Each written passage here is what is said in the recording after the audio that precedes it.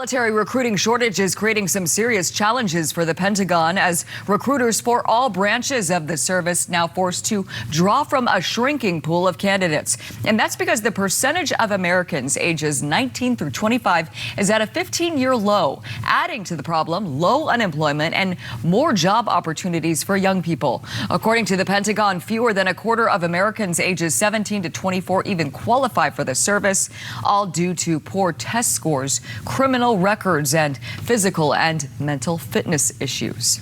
Speaking of the military, a large number of our military members who defended our freedom are not actually U.S. citizens. And many ask, how could this be possible?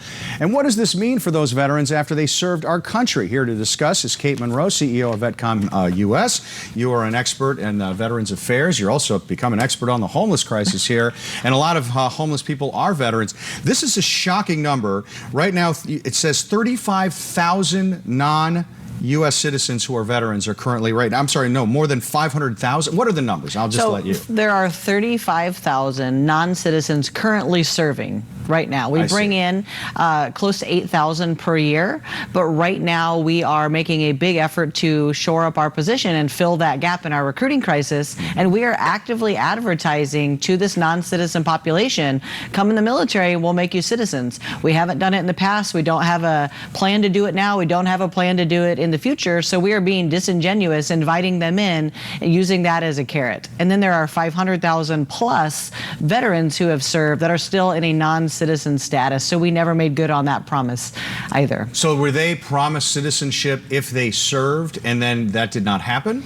So some of them just went in like normal. You know, some of them went in with that as a carrot. I talked to many recruiters who are serving now and who have served in the past. And both have said there wasn't a plan then and there is not a plan now, but we did tell them to make our numbers that we would make them citizens. They were told they would Correct. be made citizens? Yes. So were they lied to? Is that too much hyperbole for me to say that? I mean, they were lied to. There is no path better for them in reality than there is for anyone else seeking citizenship.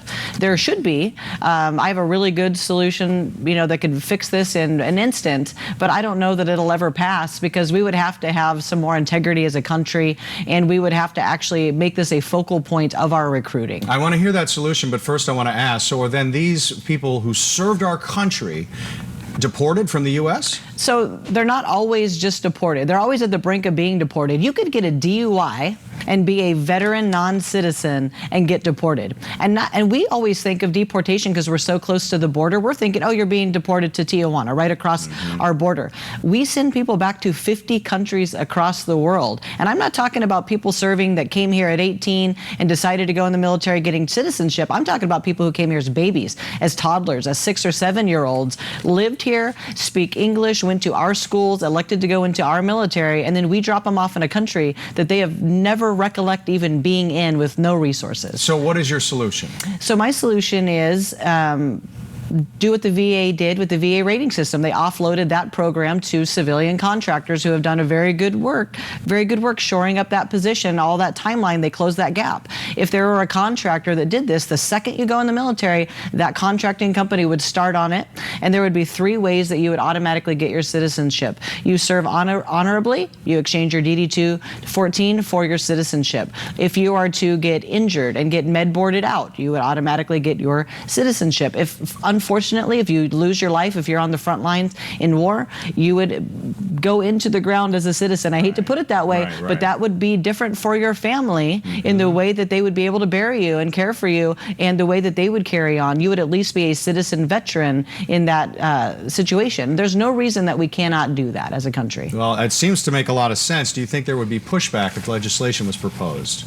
I don't think so, because a lot of people think that this is an immigration issue. It is not. It's a veteran issue. And I find I've passed a lot of bills. There's a lot of stuff that I've worked on that they're voting on currently, and we found bipartisan, bicameral support, and I don't see why, if I can help them adjust and amend the bill that they currently have, why it couldn't get bipartisan, bicameral support if they understand that it is a veteran issue. If you serve our country, you should be a citizen. I don't think that there is a higher test for citizenship. You know, we want people to go pass a test, you know, name me off this, name me off that, what are the states in the union? How about I served my country, and that should be enough. enough. Kate Monroe, CEO of Vetcom.us. Always a fascinating conversation. Thank you for coming in. Thank you for having me. All right.